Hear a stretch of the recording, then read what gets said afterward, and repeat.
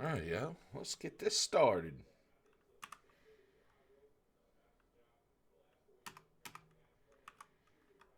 Now recording.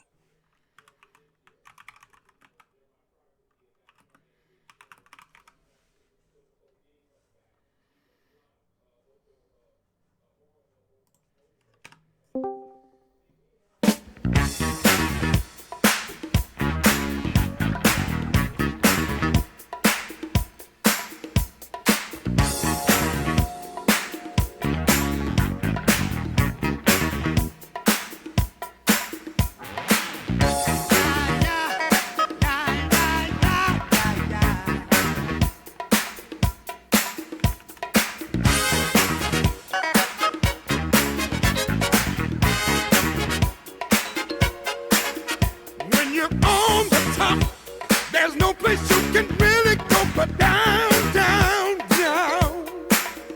People on the street congratulate you. They say they love the way you sound. Well, when you're on low, no one wants to chit or chat.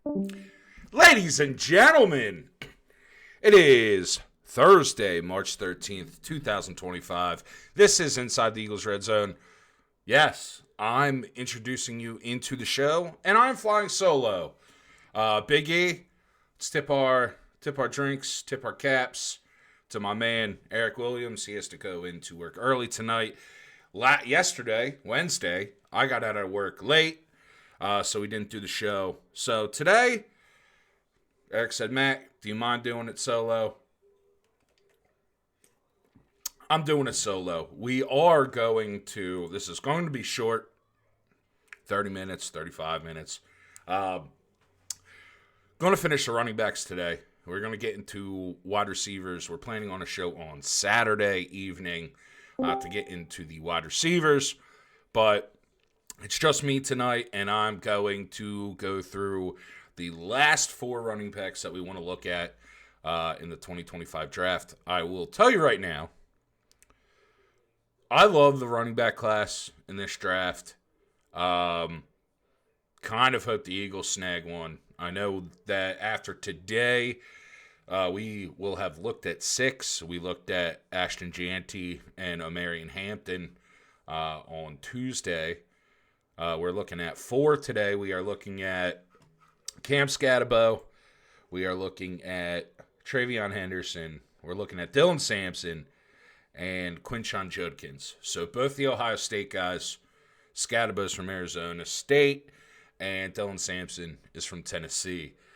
So let's just start. The Eagles have made a couple. Actually, before we start, the Eagles have made a couple small moves. To me, nothing spectacular. Nothing really notable. Adoree Jackson, Josh Uche. If you play Madden, you're going to like Uche a lot. He's one of those guys, the first 2-3 seasons of a Madden franchise, you can get him cheap, and he pans out in Madden. But this is real life. It's not Madden, so we'll see. They're not doing anything crazy. To summarize that before we go into the draft stuff, Eric and I have talked about it. We kind of talked about it Tuesday night. And told my dad this, told my boy Joe, told good friend of the show Joe, that really you have to take a step back, realize what they're doing. They are playing the long game here. They're really trying to keep this Super Bowl window open multiple years. A lot of draft picks in the 26 and 27 draft. This draft is loaded. I wish they had more picks this draft just because I think there's a lot of defensive talent, and at other positions on offense, I think there's a lot of talent too. Like I said, I really wouldn't mind if the Eagles snagged one of these running backs, because we're only looking at six. I think in this draft, there's probably about 12 running backs that have potential to actually be pretty good NFL players. I know we just want to get the defense, because that we think, Eric and I both think, the Eagles are going to be heavily invested in some defensive side of the ball picks for this draft, so we really want to get to the edge rushers, the safeties, the fun defensive stuff to look at. So, you know what? Let's dive in. Let's get right into it. We're going to start looking. We're going to start with Cam Scatterbo, the guy that kind of endeared himself to the college football fandom as we dive into the running back draft. The running back aspect of today's show and in the 2024 draft.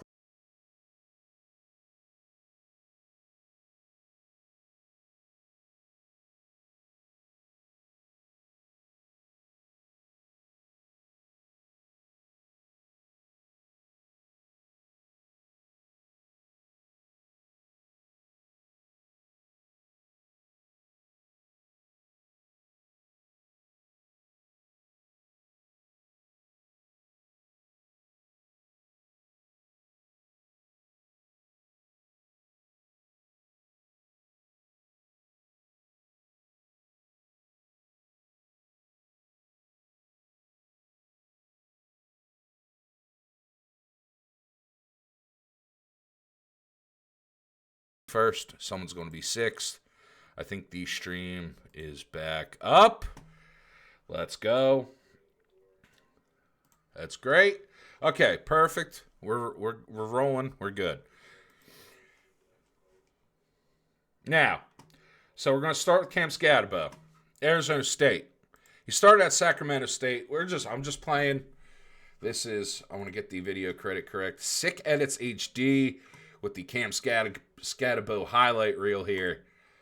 First thing about Cam Scatterbo, I think fans, people on Twitter, the fans of whatever team he gets drafted by, if they don't know him and if they don't like him, they're probably going to like him. He does have a little bit of an attitude that might rub some older fans the wrong way. However, he bursted onto the scene in 2024. I'm sure not a lot of even die-hard college football fans knew who Cam Scatterbo was. He played at Sacramento State, then transferred to Arizona State. He is, to me, your prototypical north-south runner. The strengths of Cam Scatterbo, physical runner, especially north-south. I consider him a receiving threat. He has very good hands and can run a decent amount of routes and catch the ball. Poorly thrown, well thrown. He can make adjustments in air and downfield as a receiver, which you don't see a lot of in college, actually. Like, I'm telling you right now, out of these six guys that I've seen, he's up there in terms of actual pass catching ability and route running ability and what actual routes he can run. I think he does have good vision, and he does have, when he's in the mood, when he's in the zone, when he's cooking, he has a lot of patience to follow his offensive line and to let the blocks develop before he hits the hole and makes his move. I think one of the biggest issues, the two biggest issues with Cam Scatterbo are his speed. I believe he measured out at 4.62 for a 40 time. So, I mean, he's got speed to hit the hole, and if there's no one over there, he's going to make a big run, and he's a physical runner, so he can get big runs. But he's missing that, like, top-end speed that, especially if you're in the first round, that you ideally are looking for. And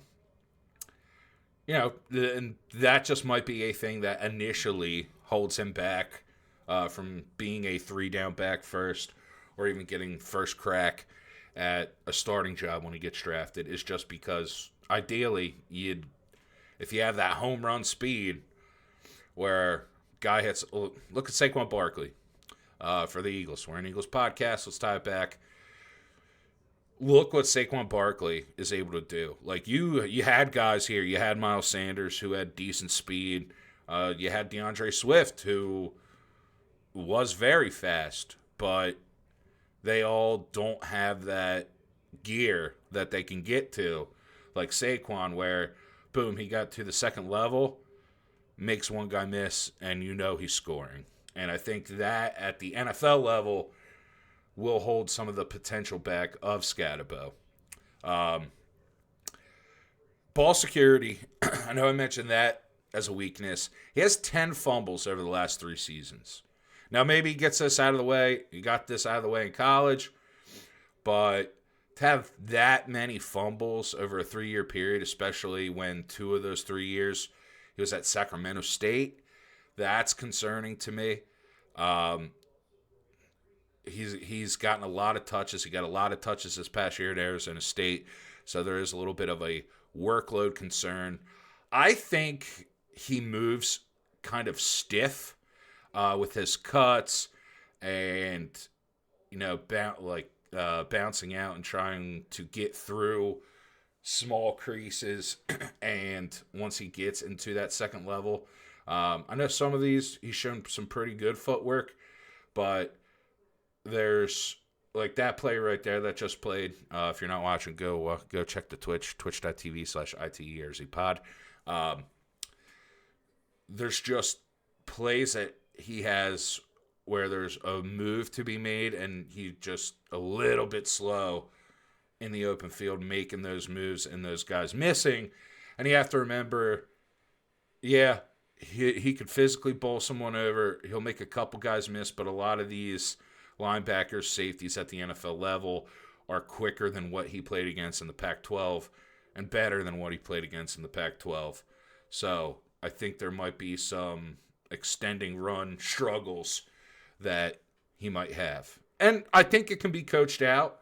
Not necessarily the open field moves and being able to make people miss, but at the line of scrimmage, you can, if he could listen and be taught not to dance around, follow the blocks, hit the hole like he does when he's in rhythm and in the flow of the game, I think he could initially be successful quicker than what he might have to do. He might be the guy who first 3 carries, you're like, oh, crap, this guy didn't get anything. Then, boom, that 4th carry pops off, turns a 5-yard run into an 8-yard run. And you're like, oh, okay, this guy's great. Or if he can work on the footwork and try to develop some more agility, that might be,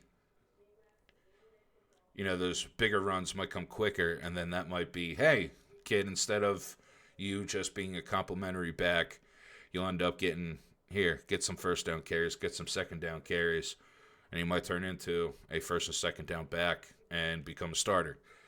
I do think Cam is going to be good. I'll tell you right now, though, as we get into it, as we get ready to move on into Travion Henderson, spoiler alert, I have Cam 6 of 6 right now. His current projection is the 2nd to 4th round, day 2 pick. Again, I have him ranked 6th. And my little summary is Scatterbo's a unique running back prospect in this draft class. He became a household name during the 2024 season with the breakout season. He was a huge reason why Arizona State returned to prominence. He's a very physical runner with better hands and receiving ability than you'd think. He is best being a north-south runner and will be able to get short yardage early in his NFL career. He also plays with an edge and determination. He will need to use the strength of being a physical runner and patience to follow blocks to overcome his slower speed. If he can work on agility with his cut moves and run between the gaps and tackles, he will be a productive back at the NFL level. So currently, Ashton Janty 1, Omarion Hampton 2, Cam Scatterbo 6. So that means 3, 4, 5 in the air. Running back number 2 that we're going to look at is Travion Henderson. One of the 2 Ohio State running backs we're looking at today, as I got to mute the sound here, and again, this video. Brody knows ball. Thank you for the highlight reel here. Let's give proper credit to the video makers. Travion Henderson, dude, I'm telling you. Strengths, speed, agility. Knows how to control his speed. controlled movements without sacrificing that speed, footwork, and he is a tackle breaker. Weaknesses? He wants to bounce runs outside too quickly. And I want to preface, we're showing you highlight. I'm showing you highlight tape here. You're not going to see a lot of the negatives. I went back. This is me talking and going through. You don't get a lot of very choreographed, very detailed breakdowns of what these non-quarterback positions do for a lot of these YouTube videos. So you got to do a lot of your own digging. And so for while I'm talking, we're just playing highlight tape over top of it so you can get a little gist of the positives that you see from these prospects. So when you get to the weaknesses of TreVeyon Henderson, like I just said, he wants to bounce runs outside too quickly. I think he will struggle in pass protection against bigger linebackers and defensive ends at the NFL level. He has good hands, but very limited in the routes he can run effectively. And over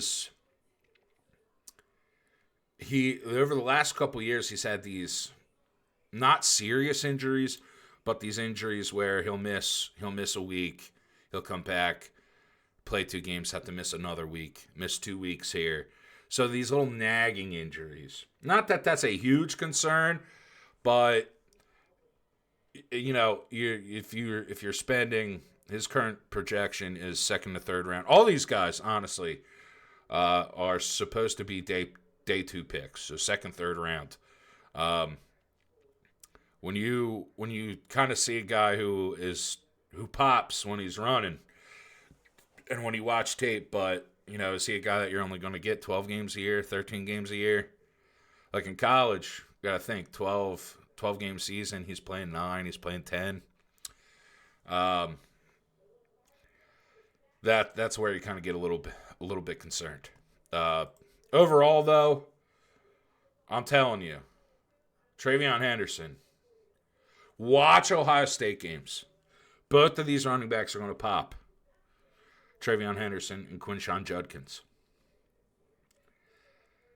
I think TreVeyon Henderson has the possibility of becoming the best running back out of this draft class. I have him ranked 2nd. He's still behind Gianti. But TreVeyon Henderson is special to me. I think he could very well end up being the best back from this class. Very good speed and has the ability to control his speed and kick it to a lower, higher gear when needed. When he hits the open field, good luck catching him. He also has an innate ability to string together cuts and jukes without decelerating. He does have a tendency to want to bust runs outside, so there will be carries that are negative yardage instead of just getting back to the line of scrimmage. He will also need to improve on pass protection and become a more polished receiving threat. He runs the flat and the wheel very well, but that is about it. He's also missed a handful of games over the last couple of seasons with small nagging injuries. Overall, he needs some fine-tuning, but he is a speedy magician if he hits the hole. He'll be extremely fun to watch and will turn heads with his big playability. I love what he did at Ohio State. I loved he's one of those guys, anytime he touches the ball, he could be gone. So I have Henderson at number 2, right behind Gianti. I really do think, especially if he gets drafted to a team with a decent to good offensive line, he could be that element early that turns into a difference maker.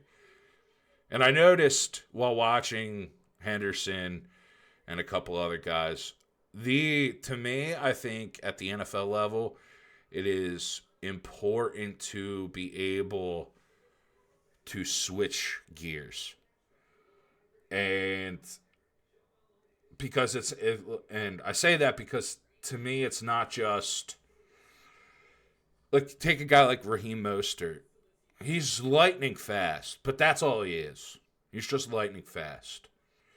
Where a guy like Barkley, where he can be patient and physical getting through a tight hole, and then when he gets to that next level, bang, he can turn the jets on and take off and be gone.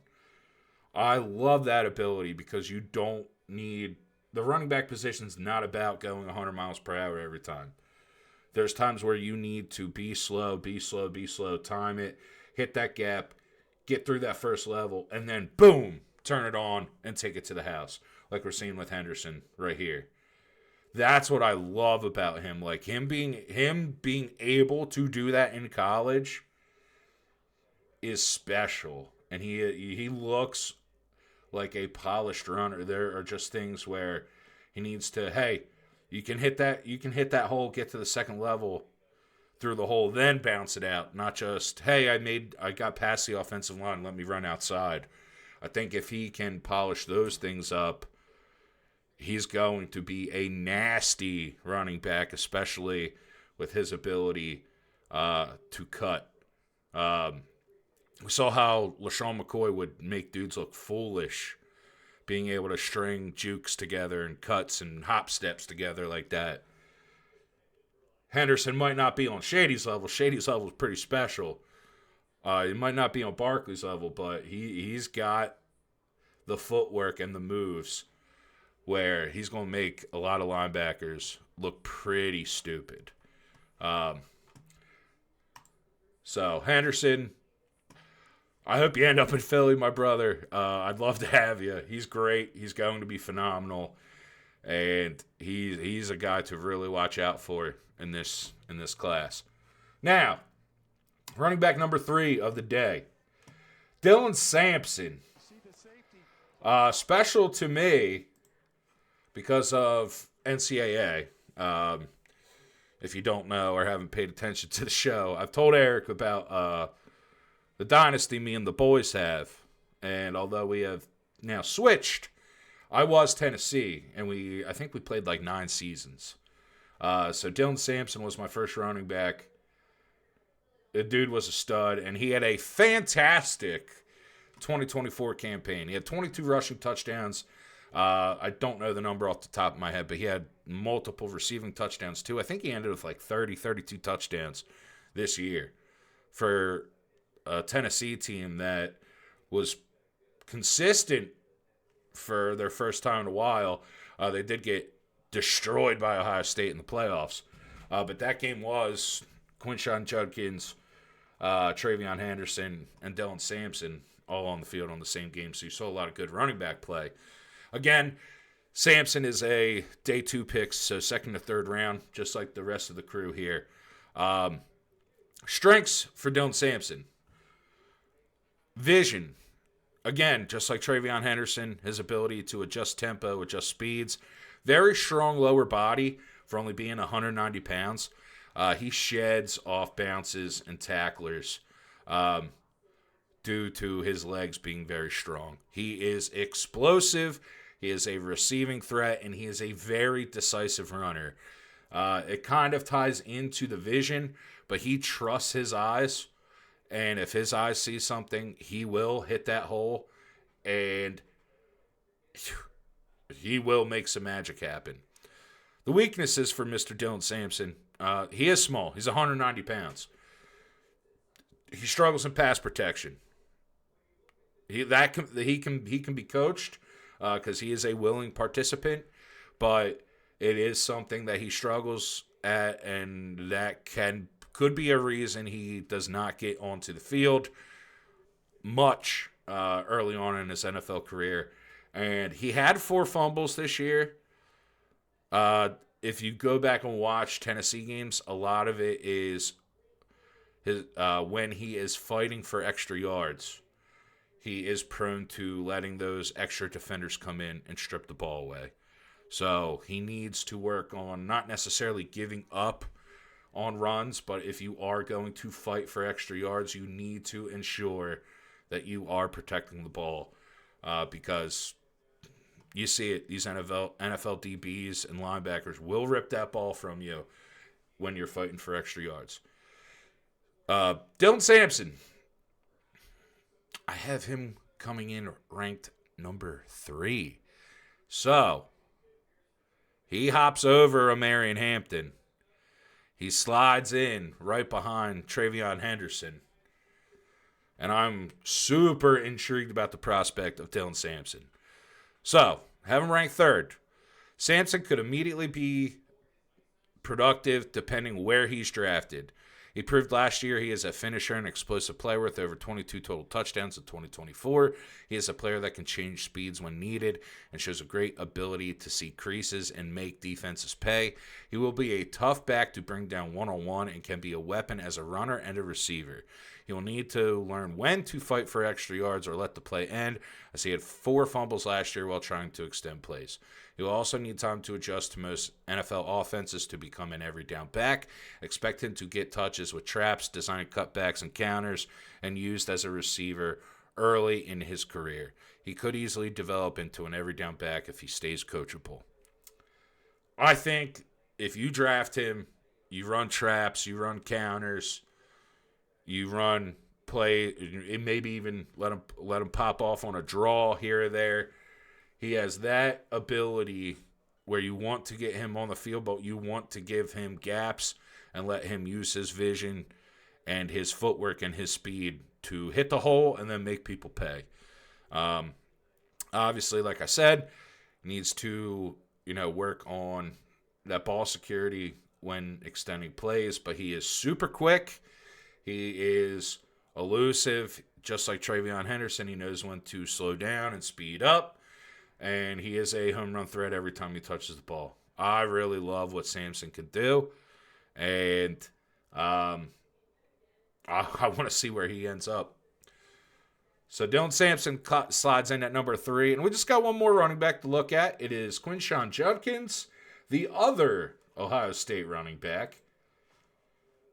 In this video, inside the edge.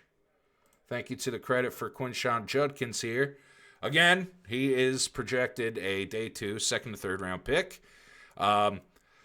His strengths: he runs at an ideal pad level, a ridiculously good stiff arm, balanced after contact leads to extra yards, excellent vision, excellent ball protection, and he has good hands. His weaknesses: he's almost too patient at times, good speed but not breakaway speed. Agility concerns, not a runner that can chain cuts together, and pass protection. When you look at Quinshon Judkins, he's going to get caught from behind here. Or no, he scores this one. There's another long run here where he gets caught from behind, which is the concern with this speed. He's got good speed, but he will run out of gas, get caught from behind. He doesn't have that extra gear like Travion Henderson and Dylan Sampson have. And even Ashton Jeanty. I know Jeanty ran a slower 40 time, but like a 4.42, but he still has that ability to kick that gear up and finish the run. Judkins, though, played at Ole Miss and transfers to Ohio State. He is just runs parallel and level. He's very tough. You see defenders want to try to tackle him at his knees and his legs, rather than try to hip tackle him or try to tackle him up high, just due to the fact of how strong he is, especially upper body wise. His stiff arm's nasty. If you try to come at him high, if you do not have good form and good technique, he's going to stiff arm you to death and put you on a meme or a TikTok and make you look stupid. I think his vision is fantastic. He is just, if you play football as a kid, or even like middle school, and the coach would show you tape of Judkins of how you're supposed to run. You get some guys that are taller, that run very high, and in football, a lot of the time, leverage and low man wins, is a big factor. He runs ideally how you want a running back to run. He'll shorten his frame. He plays level with his feet. His knees and his shoulders are all level with each other. That helps with getting extra yards after contact, breaking tackles, being able to stay on your feet after you get hit. He's just super productive. I think even with Travion Henderson being in the backfield with him, he had 14 touchdowns and averaged 5.5 yards per carry, which is impressive as a two-back in a two-back system. Very productive player. He was productive at Ole Miss when he was there too. Goes to Ohio State, wins a national title. Very good vision. He's got good feet, but not great feet. You've seen some of these where, he has to cut back and get to the hole, and he does that very well, but he's not a guy that's going to juke 2 to 3 people out every run. He'll cut back, get into the hole.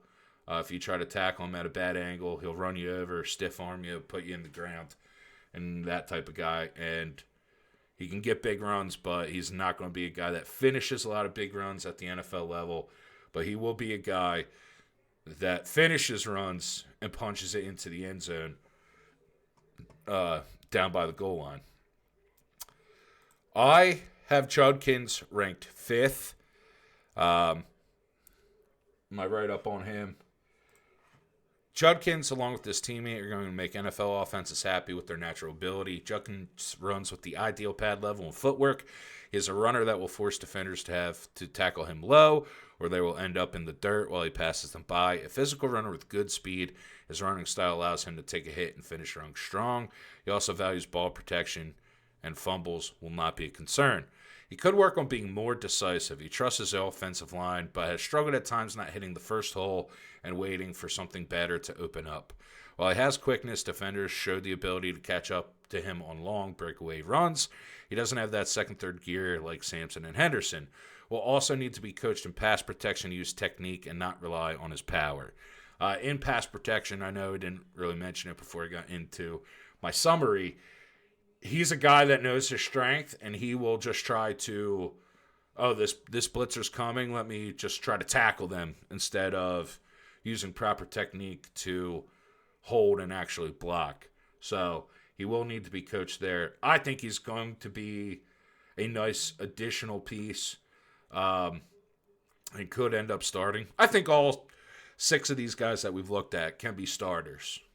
Maybe not day one, but before their career is over, they can be starters and very productive runners at the NFL level. So that is Quinshon Judkins. I have him ranked 5 out of 6 for what we have gone over. And that is the end of the running backs. I want to thank Inside the Edge and the other YouTube videos we showed. Hey, give those guys a lot of credit, especially now they're putting in the work with all these highlight packages for all these players going into the draft. So, to wrap up the running backs, we have Ashton Janty 1, Travion Henderson 2, Dylan Sampson 3, Amarian Hampton 4, Quinshon Judkins 5, Cam Scatabo 6. Jay, it's a nice picture. Why does he have a sling? Jay's a goof. I love that man. So, to sum it up, we're done with the running backs. We're going to do wide receivers on Saturday. Then next week we are getting into defensive players, and I know both Eric and I are super excited about that, especially for Eagles purposes. We are ready to get to some defensive players and see who might end up becoming a Philadelphia Eagle. I do want to thank our sponsors at Dubby. If you want energy, if you need energy and want clean energy, please go to Dubby.gg. Use code ITRZPod at checkout. Save yourself 10% and help the show out. They want to empower small and upcoming streamers by working alongside them and assisting them to grow and flourish. Dubby contains no maltodextrin, sugar, fillers, artificial colors, or dyes. I'll tell you what, I need to order more W, actually. I know they say it's for gamers, but I used it as pre-workout. And it's great. It's effective early. It's effective quick. And the flavors were good.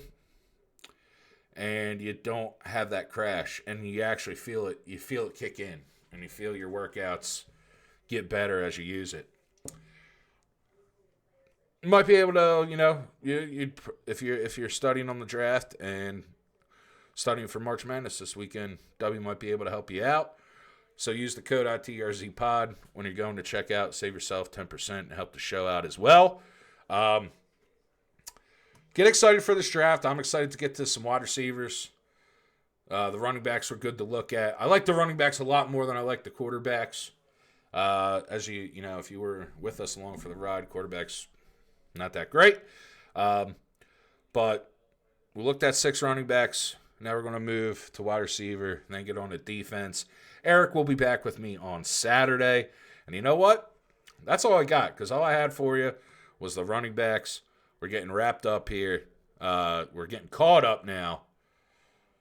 And now we can move on to the next skill position for the NFL draft.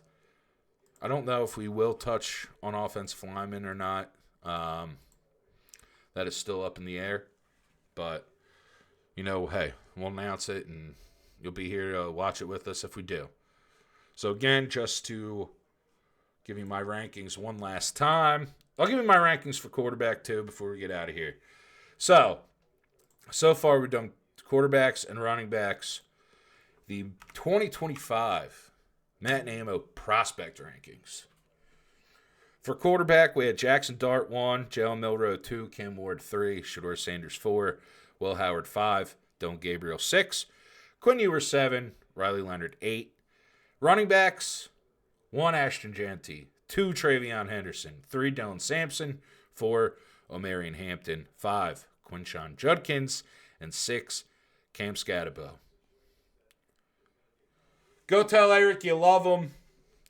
Thank you for giving this a download, listening live. It's just me flying solo. I haven't done a solo podcast in a long time, so hopefully it wasn't terrible. We'll see. We'll listen back to it and see. Oh, okay. Joe, I like that question before we get out of here. I know Eric's very high on them. I would have them I'd probably slide them right after 4.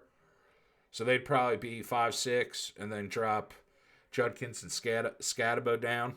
I think both of those guys from Penn State, they have that gear. And I like how they've played with Allard and in the function of that offense. And to be honest, Penn State running backs have translated pretty well to the NFL.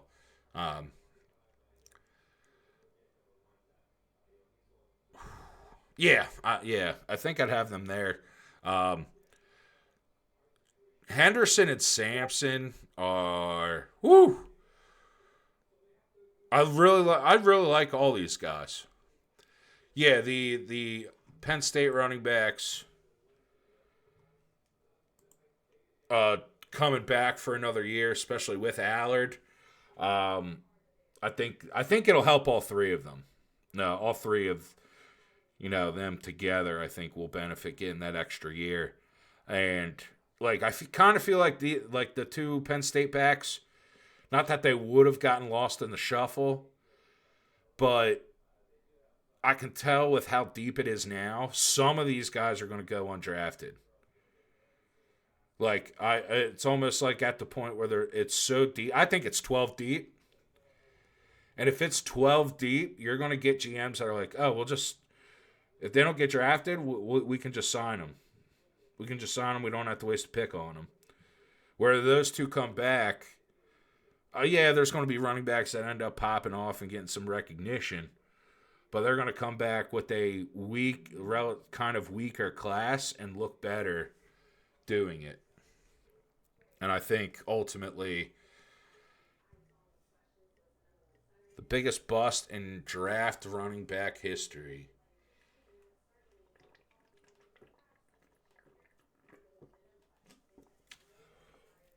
Oh.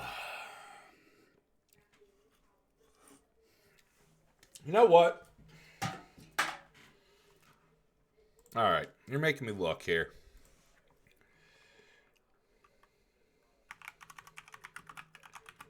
And when they were drafted.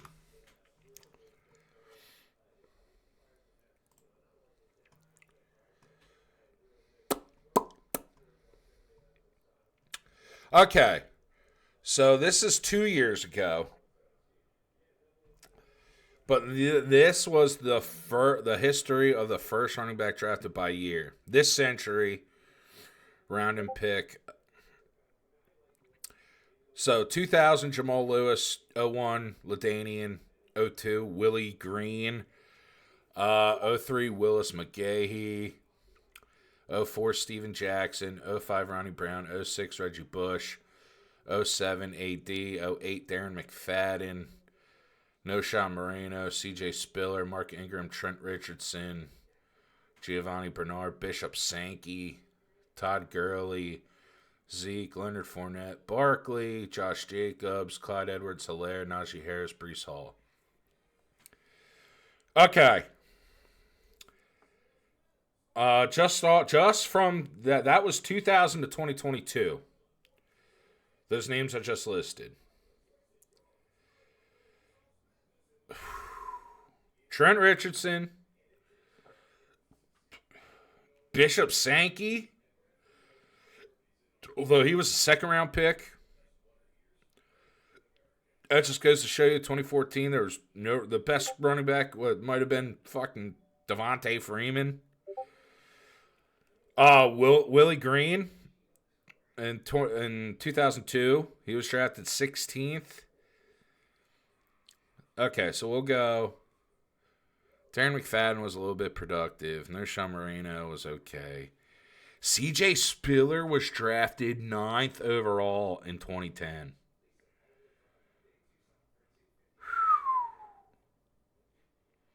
Okay, so we're going to go Trent Richardson.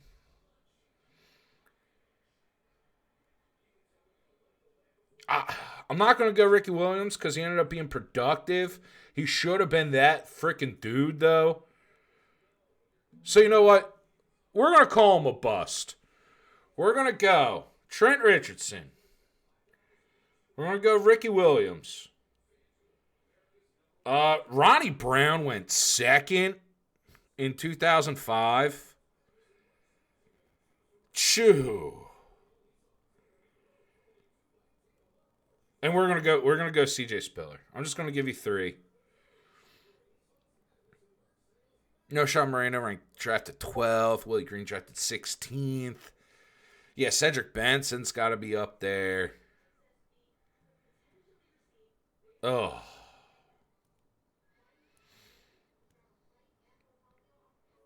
You know what?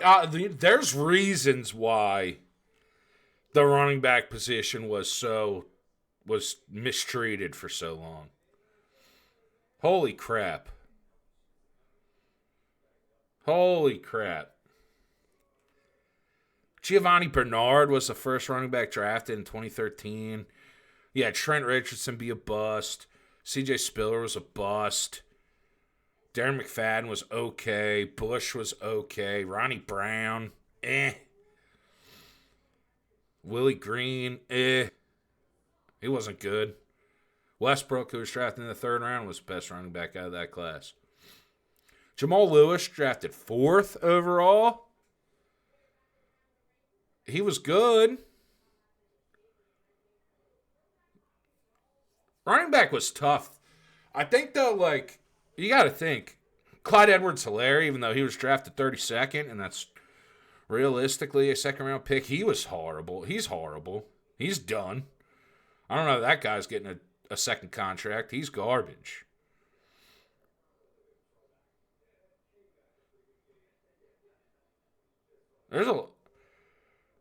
Leonard Fournette had a couple good years. Zeke had good years. Todd Gurley was good. So I can't hate on those guys. But there's definitely a reason why running back was so, oh my God, we don't want to pay running backs. Because a lot of teams drafted some running backs early and they were dog water. And I think that left the sour taste in some people's mouths. Like that, that's pretty bad. Pretty bad.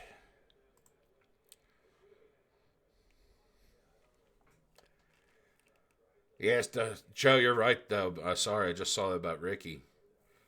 Saints traded their whole draft for him. And he ended up really not being great until he went to Miami. I have his Miami Dolphins jersey, by the way. White. Liked Ricky Williams when he went to Miami. And the Eagles made the right pick. Picking Donovan over Ricky Williams. But I'm telling you now, running back probably about 12 deep this year. We looked at half of them. If any of those first five, really, those first four want to come to Philadelphia, if they want to spend a pick on one of them, I'm totally cool with that. Especially looking at you, Travion Henderson, and you, Dylan Sampson. Give me some speed, but not that they necessarily need a running back, but I don't care. Some of these guys are special. But again, I want to thank everyone for listening to this. It's been a long time since I've done a solo show. I don't know how I held up. We'll see. We'll be back Saturday, though, as we dive into some wide receivers. And there's a handful of teams looking at the wing T offense out there in Los Angeles. A little inside baseball for you, but they might need some wide receiver help. I think there's a team that might sign the hippie, although that they have two good wide receivers now that could need some younger wide receiver help as well. Always good to have wide receivers, so we're gonna see what we're looking at wide receiver wise. So join us Saturday. I think we're shooting for 4 p.m. If we have to change the time, we'll post and let you know. So thank you guys for joining me. It's been a pleasure. I am Matt Namo. I am one half of the best Eagles podcast that hasn't blown up yet. We are inside the Eagles Red Zone. We'll see you Saturday. Peace.